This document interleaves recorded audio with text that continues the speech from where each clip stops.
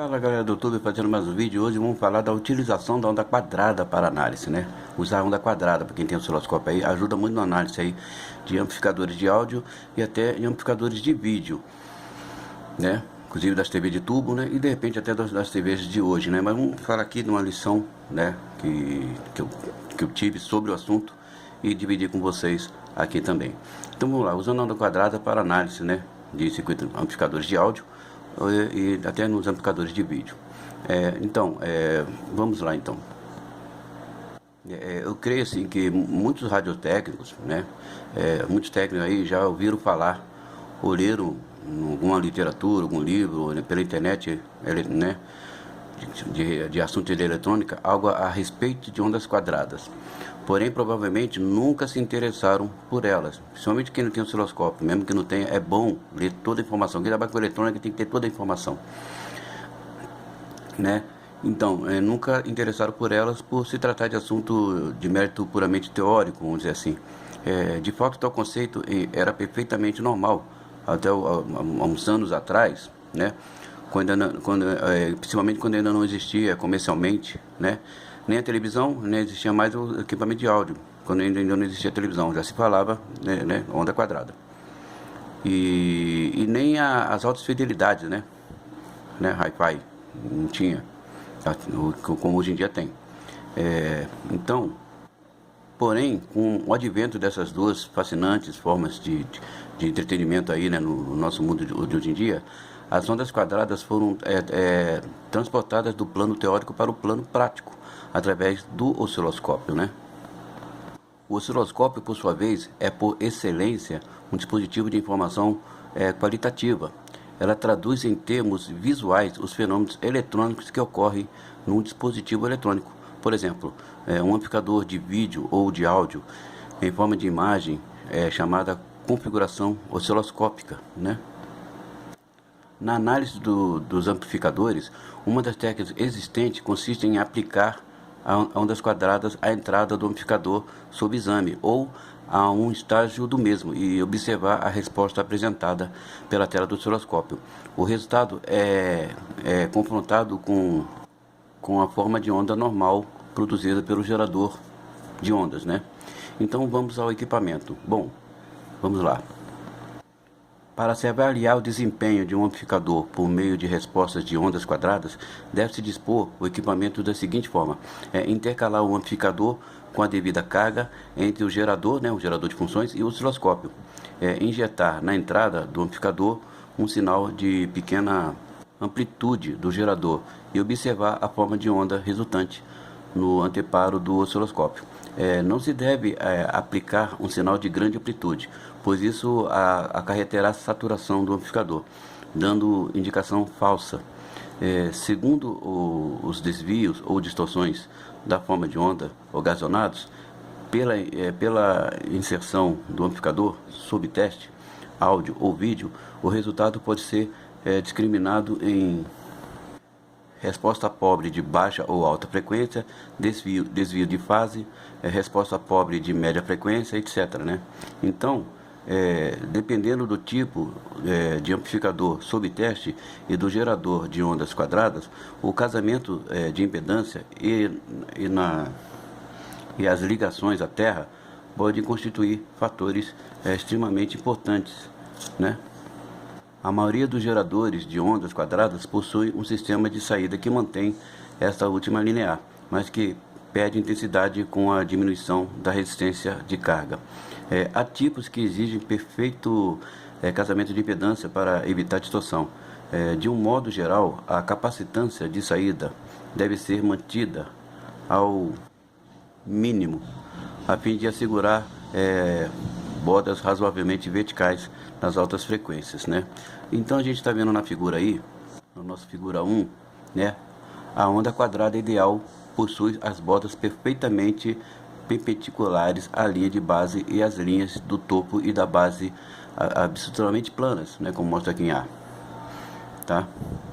Em B, tempo de elevação atrasada e inclinação do topo e da base, faciam presentes razoavelmente num arranjo em que se acople diretamente o gerador ao osciloscópio. E em C, Quando o sinal é injetado através de um amplificador, a condição descrita será mais ou menos pronunciada.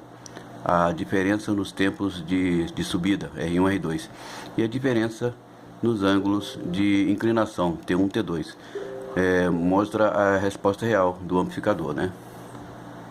Aqui na nossa figura, vou chamar de figura 2A, mostra aqui, né, arranjo do instrumento para se verificarem deficiências no equipamento de teste. Consiste numa simples conexão direta do gerador ao osciloscópio, tá? Depois eu vou mostrar uma segunda figura, que eu vou chamar de figura B, onde a gente verifica os amplificadores ligando-se entre o arranjo para teste mostrado aqui no A. O amplificador deve ser devidamente carregado, que a gente vai ver daqui a pouco. Então vamos falar sobre esses acoplamentos aí. Evidentemente, um pouco de distorção é tolerável.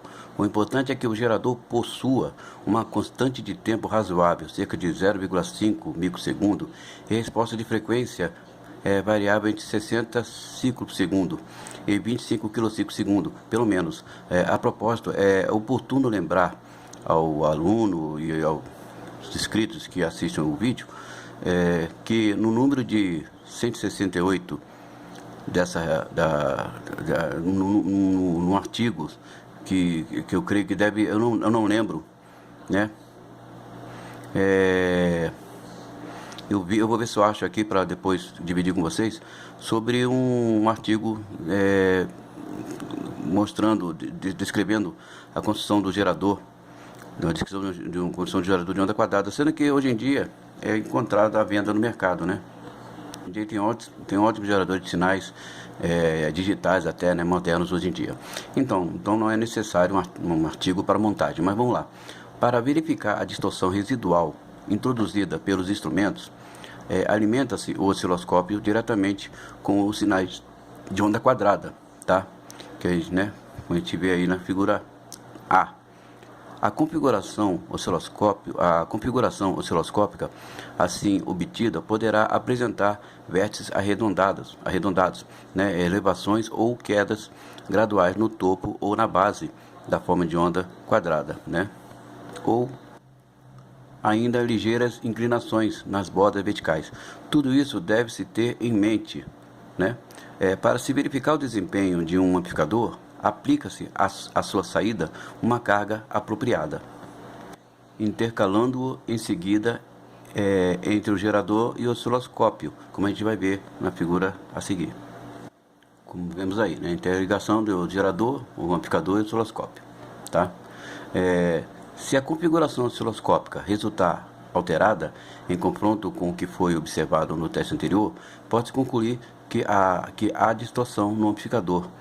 Para avaliação qualitativa da resposta do amplificador, a alteração da forma de onda deve ser calculada em porcentagem sobre a forma de onda global. A distorção do amplificador pode ser avaliada da mesma maneira. O tempo de elevação ou tensão de descida do amplificador é obtido a partir da diferença dos resultados, né?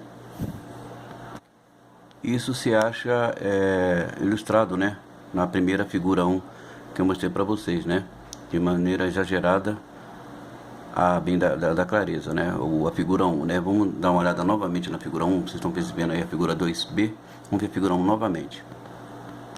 Lembrando aí, né, a amostragem da figura 1, né, aqui ela é bem centralizado e aqui mostrando, né, que a gente já comentou um assunto sobre. Agora, as interpretações de falhas. Bom, as configurações osciloscópicas que resultam das ondas quadradas são, em geral, de fácil interpretação. 4 são os tópicos que devem ser guardados em mente: tempo da elevação, tempo de descida, subida ou descida do topo e distorção em geral. Então, na figura que eu vou mostrar a seguir, acha-se ilustrado as distorções que sofrem as ondas quadradas. Vamos ver. Essas distorções podem ser facilmente lembradas. Para que as informações visuais tenham alguma utilidade no concerto de amplificadores, é necessário que o técnico possua conhecimento teóricos desses dispositivos, ok? Vou falar dessas figuras já. Então, vejamos quais os fatores que acarretam distorções na forma de onda quadrada, quando há determinados defeitos no amplificador. Respondemos a teoria da composição das ondas quadradas, tá? Corrigindo aqui, respondemos à teoria da composição das ondas quadradas. Então, vamos lá. Apesar de seu nome, a onda quadrada não precisa necessariamente ser quadrada, podendo ser retangular conforme a sua amplitude. A onda quadrada é composta de onda senoidal fundamental da frequência igual à da onda quadrada e de todos os seus harmônicos. Então, vou mostrar na figura, vou mostrar aqui na próxima figura, né? Vou chamar de figura 4. Acha-se ilustrado um semiciclo da onda quadrada composta pelo semiciclo da onda senoidal fundamental. Como há infinitos harmônicos de onda fundamental, eles produzem uma onda de aspecto perfeitamente retangular. O exame dessa figura revela que, se houver perda de alta frequência, os vértices da onda quadrada tornam-se arredondados, né? Com inclinação da forma de onda. Se houver aumento de baixa frequência, o topo se inclina para cima, enquanto que, com atenuação de baixas frequências, há declínio do mesmo, né? Quando se aplica um transiente ao amplificador, às vezes dá-se uma oscilação de choque, né? Como mostra aqui na figura G, né? Figura G. Essas oscilações podem ser de pouca duração e se manifestam no topo e na base, podendo crescer ou decrescer em amplitude. As oscilações podem ser contínuas ao longo do topo e base. Qualquer amplificador apresenta um certo grau de desvio de fase. Se fosse verificar esse desvio de fase usando ondas senoidais, isso implicaria em conhecimentos das configurações de Lissajous, né? Com as ondas quadradas, o desvio de fase é denunciado pelo aparecimento de cantos arredondados nos vértices diagonalmente opostos, né? Como mostra a figura aqui, né? Pode ver que arredondados aqui, ó, e aqui, ó, tá vendo? O desvio de fase é efetivamente um retardamento na resposta do amplificador. Como a resposta de alta frequência de um amplificador é indicada pela sua capacidade de subir rapidamente a um dado valor, o retardamento é indicado por cantos arredondados após a elevação. Esse retardamento é chamado de amortecimento, tá? Então, vamos falar um pouco dessas figuras aqui. Aqui são as formas já geradas de resposta de um amplificador, né? Em A onda quadrada ideal. Em B, no tempo de elevação pobre, né? Dá para ver aí, tempo de elevação pobre. Nós estamos deixando em figurinha aqui como seria a parte da onda quadrada correta, né? E aqui nós estamos vendo em B, tempo de elevação pobre. Em C, descida vagarosa. Em D, reforço de baixa frequência, tanto em D como em E, tá? Pode ver, ó. Tá? Reforço de baixa frequência. Em F, resposta pobre de alta e baixa frequência, né? Aqui, né? Em F, né? Em G, acabamos de falar, né? Oscilações, os transientes aqui. Em H, desvio de fase igual ao longo de toda a banda de frequência, né? Que são as partes arredondadas aqui, ó. Era para estar quadradinha e ficou arredondada.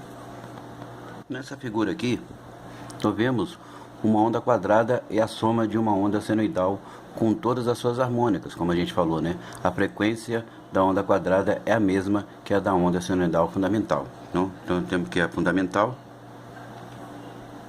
soma harmônicas, que é o tempo, amplitude, né? E aqui os harmônicos, tá? Mostrado aí.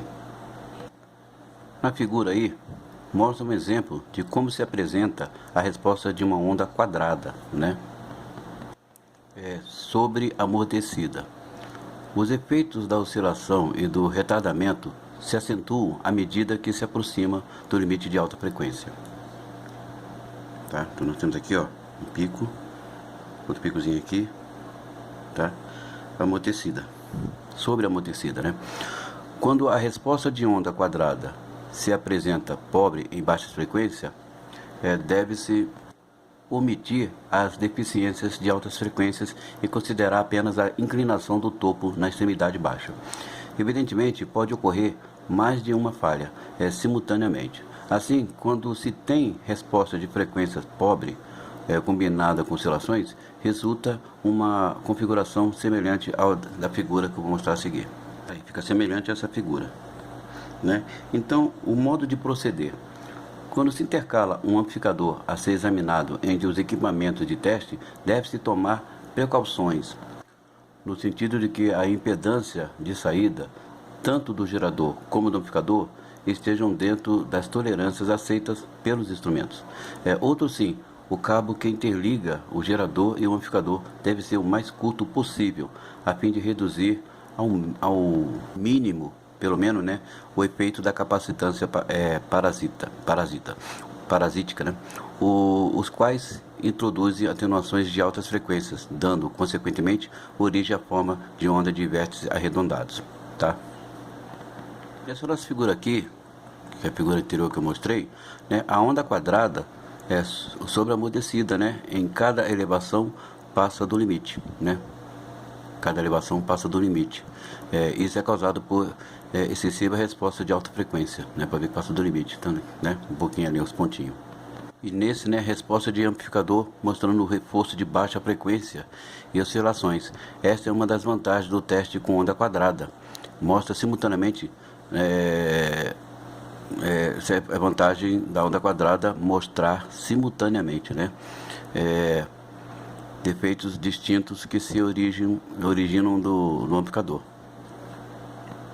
Bom, para o diagnóstico de um amplificador, seja de áudio ou de vídeo, torna-se habitualmente duas frequências, né? Tomam-se habitualmente duas frequências compreendidas na faixa de alcance normal do amplificador.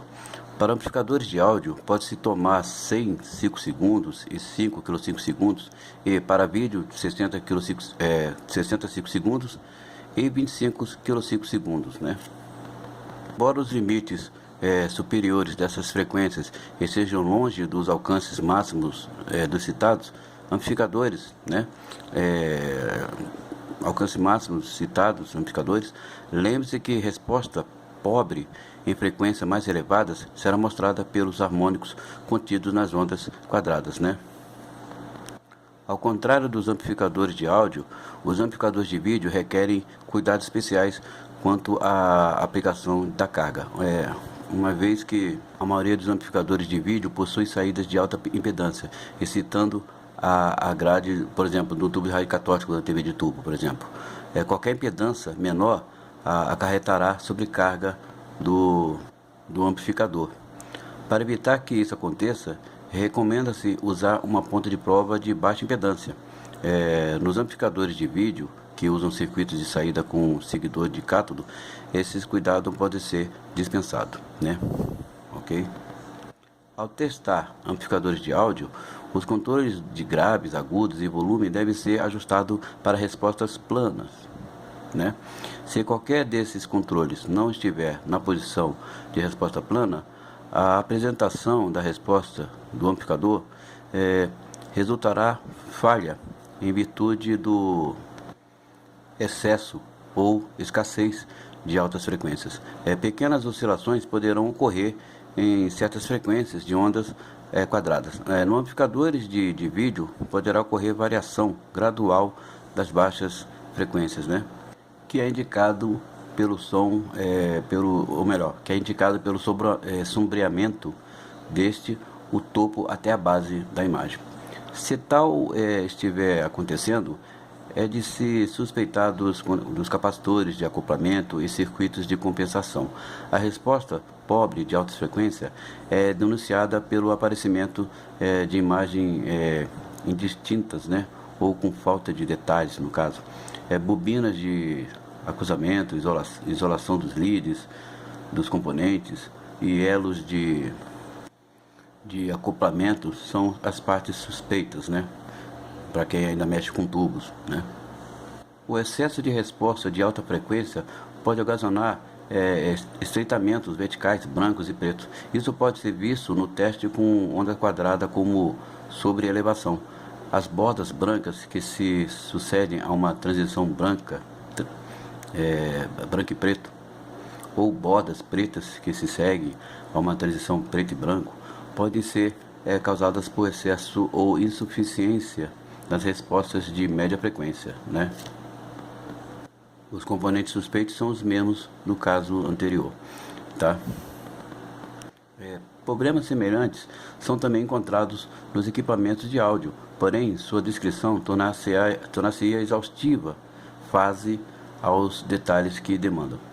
Acredita que uma pessoa, podemos dizer um audiófilo, né, mediano, é capaz de detectar e classificar todas as causas e falhas em termos de distorção, né?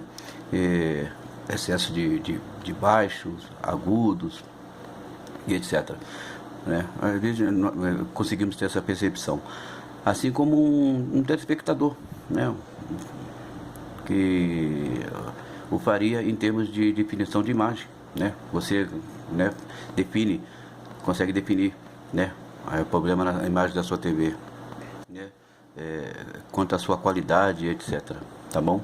Então isso aí foi um pequeno artigo, né, que eu achei interessante relembrar aqui, né, da aula, de uma das partes de aula sobre forma de ondas, osciloscópios, e a maneira de se usar a onda quadrada. Realmente a onda quadrada ajuda a identificar muita coisa, né? Além de a gente poder usar outros tipos de onda, mas a onda quadrada para análise, né, circuito de vídeo, amplificadores, ajuda muito nessa onda quadrada. A gente chama onda digital até, né, que é muita forma de onda do PWM. Essa onda quadrada realmente dá para definir muito um problema em determinado circuito, né, seja de amplificador de áudio, amplificadores de vídeo, né, os amplificadores de TV de hoje.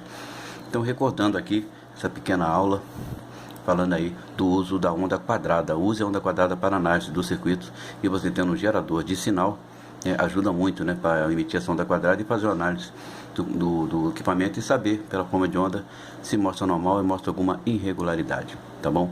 É isso aí, TecTed Eletrônica. E é isso aí, como sempre recomendo, né?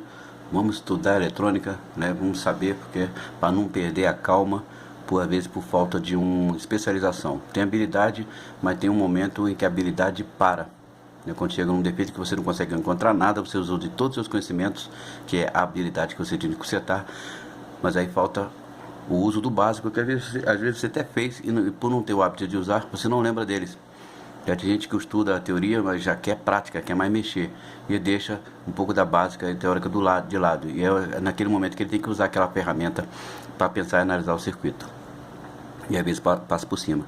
E claro, está sempre reciclando, reestudando novamente, ver porque saiu muita coisa nova. Então é bom, e recomendo também fazer a eletrônica digital para ter um conhecimento, né, de como é o funcionamento digital, para abrir mais a sua mente sobre o funcionamento digital que temos nos aparelhos. Por exemplo, o comando Power On é um modo digital, né? Porque existe Power On, existe os circuitos de Power Up, resistor de Power Up, e tem o resistor de Power Down, né? Power Down também tem. Então, vocês sabem dizer a diferença? Então, é muito bom entender como é que um micro, esse comando, né, que é digitalmente, né, um comando Power On e Power Off é um comando digital, nível alto 1, nível alto 0. Então, é bom também fazer e conhecer sobre circuitos, e também circuitos operacionais, que está sendo muito usado, né? Inclusive algumas fontes, Samsung usa esses circuitos integrados operacionais, que tem um circuito operacional dentro, né, inversores ou não, que também trabalham no circuito de proteção. É bom entender como isso funciona, porque chega nesse momento aí, você vê pelo esquema e não sabe como medir, de repente, esse circuito. Chega ali, é um momento que a sua habilidade para, porque agora falta a especialização. Então estude, gente, estude eletrônica, se renova, se atualiza, pesquise, faça aula, faça um curso. Hoje em dia tem curso online, né? Vende PDF. Eu mesmo faço uns vídeo aula, né? São vídeos divididos, mas que são fáceis, né? Você assiste ao tempo que quiser, a hora que quiser. Alguns dos vídeos têm exercício, então é um curso livre, é um curso aberto, né? Eu dou um certificado simbólico, tá? Simbólico que ao me ver, a pessoa terminou e acompanhou e fez a aula corretamente e mostrou que entendeu, né? Olhando para mim, né? Mas já ajuda, no caso que você for fazer um teste em algum lugar, ter um conhecimento, ou para uso próprio mesmo da sua oficina, você ter uns conhecimentos geral. Né? Então é bom estudar análise de circuito, funcionamentos, semicondutores, principalmente aprofundar neles, que é a eletrônica básica, mas é a básica mais profunda, né? A continuidade da eletrônica básica sobre os semicondutores. Vem o dimensionamento, as fórmulas e tal, mas a fórmula é mais para base de conhecimento.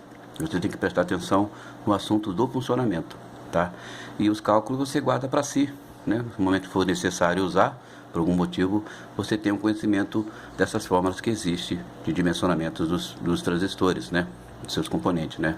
Coletor, base, emissor, corrente de base, dimensionamento do resistor de base, corrente de coletor, resistor de emissor, resistor de coletor, dimensionamento de corrente de emissor, tensão base emissor, tensão coletor emissor, enfim, são dimensionamentos. Mas aí você tem essa forma que um dado momento pode ajudar para alguma coisa na hora de uma análise, né? Às vezes tem análise que a gente tem que fazer um cálculo, né? Tem que pegar um papel lá, então, e fazer um dimensionamento rápido assim, dentro do circuito que você está vendo. Às vezes é necessário. Mas é prestar mais atenção do funcionamento dos circuitos, porque sempre no meio dessa aula vem falando do funcionamento daquele circuito. Circuito oscilador, circuito amplificador, amplificador de potência, amplificador de baixa potência, amplificador de potência, aí usando Darlington ou não, circuito osciladores, né? Amplificadores que funcionam como oscilador, circuito amplificador de FI, né? Enfim, e outros, circuito de proteção, circuito como chave. E é interessante isso. Os diodos também, né? Os usos dele como retificação em fonte, como proteção, como regulação, CIs, reguladores, tudo entra na aula de semicondutores, né? Que já emenda, né? Os circuitos reguladores entram também, que não deixa de ser um semicondutor, né? Que é tudo dentro de um CI. Circuito de proteção, aí começa já a entrar os amplificadores operacionais e usando circuito de proteção com eles, ou reguladores usando circuitos operacionais, né, também, os CIs, amplificadores operacionais e circuitos reguladores de tensão. Aí reguladores de tensão que tem proteção, como já botei um vídeo aqui no YouTube, reguladores de tensão que tem proteção de corrente, né, de subcorrente, para não queimar o próprio regulador e não queimar às vezes o diodo ponte da fonte que alimenta esse regulador, enfim. Então é interessante estudar, você que usa isso como ganha-pão, né? Não usa a eletrônica só para ganhar dinheiro, né? Usa como seu meio de vida mesmo. Você tem que saber, tem que entender e também aprenda por gosto, por gostar, não só usar como necessidade, usar porque gosta, tá ok? Então isso aí, técnica de eletrônica, né? Evita de ficar nervoso e de repente quebrar o aparelho do cliente. Tá ok? Isso aí, técnica eletrônica. Abraço aos novos membros que estão vindo aí, recente, aí aos novos membros que